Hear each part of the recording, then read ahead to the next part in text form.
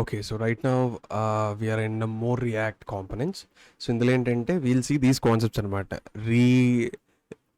Reconciliation అంటే ఏంటి, reconciliation అంటే ఏంటి, అందులో virtual DOM concept and React batch updating, set state సింటాక్స్లో object syntax, call back syntax, object syntax, call back syntax, children props, passing texts children, accessing children, control versus uncontrol input, and అందులో and prop versus state. ఇవన్నీ వీడియోలో చెప్పలేదు but documentation చదువుతాం. Okay, first let me close this. First reconciliation అంటే ఏంటంటే, so simply అలా reconciliation అంటే ఏంటంటే, first reconciliation React is a process React users to decide what changes need to be made to the actual DOM whenever the state of props changes. Props కానీ state కానీ change అయినప్పుడు మన DOM ట్రీలో ఏ part change అవ్వాలనేది ఈ reconciliation అనేది react తెలుస్తుంది అనమాట, అది చేంజ్ చేస్తుంది. ఓకే, సింపుల్గా ఫస్ట్ ఆఫ్ ఆల్ డామ్ అంటే ఏంటో లైక్ ఇఫ్ యూ గుర్తుంటే పర్లేదు, but just for a recall. So మనం ఏదైతే HTML CSS జావాస్క్రిప్ట్ కోడ్ ఉందో ఆ కోడ్కి మనం బ్రౌజర్కి ఇస్తాం అనమాట. We give this HTML CSS code is browser. ఈ కోడ్ ఏం చేస్తుంది, మన HTML CSS కోడ్ తీసుకొని it will generates a damn tree. ఈ బ్రౌజర్ అనేది ఈ డామ్ ట్రీని క్రియేట్ చేస్తుంది మన HTML CSS. ఈ డామ్ ట్రీని బేస్ చేసుకొని మన browser based on this DOM tree browser generates web పేజ్ని చూపిస్తుంది. ఆ డామ్ ట్రీ అసలు డామ్ ట్రీ అంటే ఏంటి, ఆ structure representation of HTML documents ఏవైతే ఉంటాయో బటన్ ఎలిమెంట్ అది ఆ ఒక స్ట్రక్చర్ రిప్రజెంటేషన్ డామ్ ట్రీ అంటారు అనమాట. ఇందులో నోడ్స్ అంటాయి, ఇవన్నీ నోడ్స్ అనమాట. Each node in DOM tree represents HTML element, ఇవన్నీ HTML ఎలిమెంట్. ఓకే, ఇది క్లియర్. ఓకే, సో ఇప్పుడు మన కాన్సెప్ట్కి వద్దాం. ఈ రీకాన్సిలేషన్ అంటే ఏంటంటే, యాజ్ ఎ సెట్ రియాక్ట్లో ఏంటంటే రియాక్ట్ యూజెస్ టు డిసైడ్ అసలు ఏది చేంజ్ చేయాలి అని చెప్పి డిసైడ్ అవుతుంది అనమాట. సో అది రీకాన్సిలేషన్ అంటే. ఇది ఏం యూస్ అవుతుంది అంటే డామ్ ట్రీని యూజ్ చేస్తుంది. Okay, since update the DOM is slow, మనం కంప్లీట్గా డామ్ని మనం అప్డేట్ చేస్తాం అనుకో స్లో అనమాట. React doesn't update the whole DOM tree every time. So మనం నార్మల్ జావా స్క్రిప్ట్ రియాక్ట్ వాడితే హోల్ డామ్ ట్రీ మనం చిన్న చేంజ్ చేసిన డామ్ ట్రీ అంతా మార్చేస్తుంది జావా స్క్రిప్ట్. బట్ రియాక్ట్ అలా చేయదు. React like works in a smart way. ఇది ఏం చేస్తుంది అంటే React uses virtual DOM. Okay, so React ఏం చేస్తుంది అంటే వర్చువల్ డామ్ అనే కాన్సెప్ట్ని యూజ్ చేస్తుంది. ఈ వర్చువల్ డామ్ అంటే ఒక జావా స్క్రిప్ట్ ఆబ్జెక్ట్ అనమాట, which is a virtual representation of HTML DOM. మన HTML డామ్ ఏదైతే ఉందో ఇది యాక్చువల్ డామ్. ఒక యాక్చువల్ డామ్కి ఒక వర్చువల్ డామ్ క్రియేట్ చేసుకుంటుంది, ఒక న్యూ వర్చువల్ డామ్ క్రియేట్ చేసుకుంటుంది. అంటే ఒక అప్డేట్ చేసాం అనుకో, ఈ ఒక వర్చువల్ డామ్ క్రియేట్ చేసుకుంటుంది. ఫస్ట్ ఒక డామ్ ఉంటుంది, ఆ డామ్లో ఒక న్యూ వర్చువల్ డామ్ క్రియేట్ చేసుకుంటుంది. ఏదైనా ఒక అప్డేట్ చేస్తే ఇంకొక డామ్ క్రియేట్ చేసుకుంటుంది. అప్పుడు అది ఏం చేస్తుంది, చేంజెస్ చేసినప్పుడు ఇంకో కొత్త డామ్ క్రియేట్ అవుతుంది. సో సింపుల్గా యూ హ్యావ్ టు రిమెంబర్, ఒక యాక్చువల్ డామ్ ఉంటుంది, ఒక వర్చువల్ డామ్ ఉంటుంది. నువ్వు ఏమైనా చేంజెస్ జరిగితే అది వర్చువల్ డామ్లోనే చేంజెస్ అవుతాయి. సో రియాక్ట్ ఏం చేస్తుంది అంటే ఇట్ విల్ చెక్ అనమాట ఒరిజినల్ డామ్కి వర్చువల్ డామ్కి ఏ తేడా ఉంది, అక్కడ ఇప్పుడు దీనికి ఏం తేడా ఉంది, ఈ ఒకటే ఇక్కడ 1 ఉంది, ఇక్కడ 0 ఉంది. సో ఇది ఒకటి 1 నాట్ అప్డేట్ అయితే చాలు. సో అలా అనమాట, ఆ ఒక్క ఏదైతే అయిందో ఒకదాన్ని చేసుకుంటుంది, డామ్ మొత్తం అప్డేట్ చేయదు. సో వర్చువల్ డామ్ దాన్నే రీకాన్సిలేషన్ అంటారు దాన్నే. Okay, React compares a new virtual DOM with current virtual DOM, and the difference will be effectively updated to the HTML DOM. So the virtual DOM helps to render the UI more performantly. React only updates what necessary. The process is called reconciliation. Okay, reconciliation anta adi. Okay, so next concept ఏంటంటే react batch updating. అంటే react combine multiple set state calls into single update. మనకి set state call అయినప్పుడు ప్రతిసారి ఏమవుతుంది, render మొత్తం call అయ్యి component UI మొత్తం render అవుతుంది. కానీ what if you have multiple set states ఏమంటే ఫస్ట్ ఇది కాల్ అవ్వాలి, తర్వాత ఇది కాల్ అవ్వాలి, తర్వాత ఇది కాల్ అవ్వాలి, ఇదంతా తలొప్పి. సో టైం పట్టేస్తుంది. అందుకని we have this concept called react batch updating. ఈ బ్యాచింగ్ అంటారు బ్యాచ్ అప్డేటింగ్. అంటే ఏంటంటే మనకి మల్టిపుల్ సెట్ స్టేట్ ఫంక్షన్స్ ఉన్నప్పుడు, ఇప్పుడు దీనికి రెండర్ కాల్ అయ్యి, దీనికి ఇది అప్డేట్ చేసి రెండర్ కాల్ అయ్యి, ఇది అప్డేట్ చేసి స్టేట్ అప్డేట్ రెండర్ కాల్ అవ్వాలి, ఈ స్టేట్ని అప్డేట్ చేస్తుంది మళ్ళీ రెండర్ కాల్ అవుతుంది, అదంతా తలనొప్పి. సో ఈ 3 ఉన్నాయి కాబట్టి ఈ 3 ఒకేసారి లోడ్ చేసుకొని ఈ 3ని ఒకేసారి రెండర్ చేస్తుంది. దట్స్ కాల్డ్ బ్యాచింగ్ అంటారు అనమాట. ఓకే, రియాక్ట్ బ్యాచ్ అప్డేటింగ్ అంటారు దాన్ని. In the above example the render is called only once as React combines multiple set state. ఈ మల్టిపుల్ సెట్ స్టేట్స్ అంతా కంబైన్ చేసి it calls into single update. ఇట్లన్నీ combine single updating చేస్తుంది. ఇప్పుడు అవుతుంది ఇలా మల్టిపుల్ సెట్ స్టేట్స్ ఉన్నప్పుడు అవన్నీ బ్యాచ్ చేసి it will call it as a single update కింద రెండర్ చేస్తుంది. Okay, next thing is set state syntax అనమాట. ఈ సెట్ స్టేట్ సింటాక్స్లో మనకి 2 సింటాక్స్ ఉన్నాయి, ఒకటి ఆబ్జెక్ట్ సింటాక్స్, ఒకటి call back syntax. Object syntax అంటే only object is used while update in the set state. మనం ఓన్లీ ఈ ఆబ్జెక్ట్ సింటాక్స్ ఇదనమాట, ఒక్క ఆబ్జెక్ట్ని యూస్ చేసుకొని అప్డేట్ చేస్తాం ప్రీవియస్ దానికి సంబంధం లేకపోతే. అదే కాల్ బ్యాక్ సింటాక్స్ అంటే is used while update in the state value ఉంటుందా కంప్యూటర్ బేస్డ్ ఉంది ప్రీవియస్ స్టేట్. మరి ప్రీవియస్ స్టేట్ని యూస్ చేసుకొని అప్డేట్ చేస్తే కాల్ బ్యాక్ సింటాక్స్ అంటారు. కాల్ బ్యాక్ సింటాక్స్ అది ఇది సెట్ స్టేట్కి 2 ఉంటాయి, ఒకటి ఆబ్జెక్ట్ సింటాక్స్ ఉంటుంది, ఒకటి కాల్ బ్యాక్ సింటాక్స్ ఉంటుంది. సో ఈ కాల్ బ్యాక్ సింటాక్స్లో ఏం చేస్తాం, ప్రీవియస్ స్టేట్ని పాస్ చేసి ఒక ఆర్గ్యుమెంట్ కింద దాన్ని చేస్తాం. ఈ 2 ఉన్నాయి. ఇది వాడాలా అది వాడాలా, ఇప్పుడు ఏది వాడాలంటే ఆబ్వియస్లీ మన previous value, for example object syntax use చేశాను నేను. ప్రీవియస్ వాల్యూని మనకు తెలుసు కదా, మనకు బెస్ట్ రూల్ ఏంటి, మనకు ప్రీవియస్ స్టేట్ని బేస్ చేసుకొని లెటెస్ట్ కౌంటర్ అప్లికేషన్కి ఏంటి, మనం ప్రెసెంట్ 5 ఉంది, 5 ఇంక్రీజ్ కొట్టినప్పుడు 6 అవ్వాలి. సో ఆబ్వియస్లీ మన ప్రీవియస్ స్టేట్ కావాలి. సో అక్కడ మనం ఆబ్జెక్ట్ సింటాక్స్ వాడితే పని అవ్వదు, we have to use call back syntax. Okay, but just for reference we will see ఎక్కడ ఇది వాడాలి చూద్దాం. మనకు ఆబ్జెక్ట్ ఇది ఎక్కడ వాడాలంటే when the HTML button element is click the value of state value count అనేది పెరగాలి. So when the object syntax is used the set count. So ఇక్కడ ఏం చేసామంటే count is equal to this dot set of count +1 పెట్టాం అనమాట. So increment అయినప్పుడు అవదు.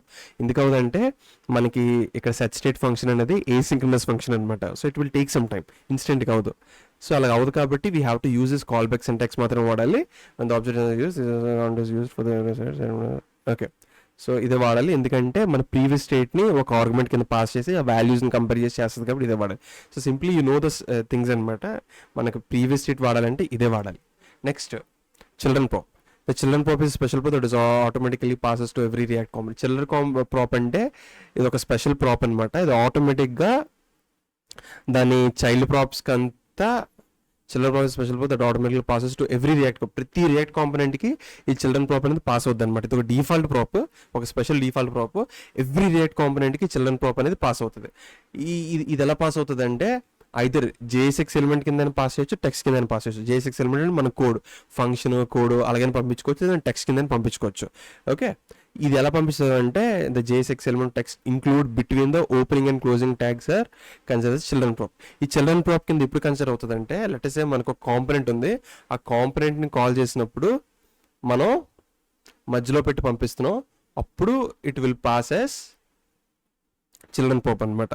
For example ఇది ఒక ప్రాప్, ఈ ప్రాప్ పేరు ఏంటి, సోషల్ బటన్ ప్రాప్. ఈ ప్రాప్ కాల్ చేసినప్పుడు సింపుల్గా మనం ఎలా కాల్ చేస్తాం, ఇలా కాల్ చేస్తాం, కానీ మనం ఇలా పంపిస్తాం అనమాట.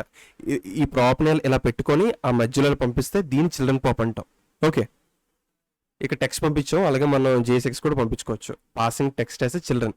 మనం ఇక్కడ ఈ టెక్స్ట్ని చిల్డ్రన్ ప్రాప్ని పంపిస్తున్నాం. సో ఎలా పంపిస్తున్నాం, మనం ఈ కాంపోనెంట్ పేరు తీసుకొని నార్మల్గా కాంపోనెంట్ కాల్ చేయాలంటే ఇది ఒకటే కాల్ చేస్తాం, ఇలాగే కాల్ చేస్తాం కదా, ఇలాగే యూజ్ చేస్తాం. బట్ మన చిల్డ్రన్ ప్రాప్ కాన్సెప్ట్ యూజ్ చేయాలంటే మనం ఇలాగ HTML రాసినట్టు ఆ కాంపోనెంట్ ఇలా రాసి ఆ మధ్యలో వాల్యూ పెడితే this will pass as a children prop. Okay, ఇక్కడ పంపిస్తున్నాం. దీన్ని యాక్సెస్ చేయాలి అంటే కోడ్లోని సింపుల్ ప్రాప్స్ అని పెట్టేసి props.children అంటే ఈ వాల్యూ వచ్చేస్తుంది. ఓకే, props.children అంటే చిల్డ్రన్ ప్రాప్స్ని యాక్సెస్ చేయొచ్చు టెక్స్ట్ని. ఓకే, సేమ్ JSX కూడా సేమ్ అలాగే పాస్ చేస్తాం అనమాట. ఇక్కడ స్క్వేర్ బ్రాకెట్స్ పెట్టి పాస్ చేసవచ్చు. Next control versus uncontrolled input అనమాట. కంట్రోల్డ్ వర్సెస్ అన్కంట్రోల్డ్ ఇన్పుట్ అంటే ఏంటంటే in React every input element value can be handled in 2 ways. We are only talking about input elements. Remember we have to highlight this input elements. So control input uncontrolled input అంటే ఏంటంటే input element value can be handled in 2 ways అనమాట. ఈ input element value అనేది మనం 2 ways, ఒకటి control input కింద handle చేయొచ్చు, uncontrolled input కింద హ్యాండిల్ చేయొచ్చు. ఫస్ట్ కంట్రోల్డ్ ఇన్పుట్ అంటే ఏంటంటే కంట్రోల్డ్ ఇన్పుట్ అంటే input element values handle by React state, then it's called controlled input. మనం ఇక్కడ ఏదైతే ఇన్పుట్ వాల్యూ ఉందో, లెట్స్ సే ఒక ఇన్పుట్ వాల్యూ ఉంది in React suggest to handle. React ఈ కంట్రోల్ ఇన్పుట్ యూజ్ చేయమని చెప్తుంది. అసలు కంట్రోల్ ఇన్పుట్ అంటే ఏంటంటే మనకి ఇక్కడ ఒక ఇన్పుట్ ఎలిమెంట్ ఉందన్నమాట. దీని వాల్యూ ఏంటి, దీని వాల్యూ అక్కడ షో చేసే వాల్యూ, అక్కడ ఎంటర్ చేసే షో చేసే వాల్యూ ఉంటుంది కదా, ఈ వాల్యూ అనేది దేని నుండి మేనేజ్ అవుతుంది, స్టేట్ నుండి మేనేజ్ అవుతుంది కదా.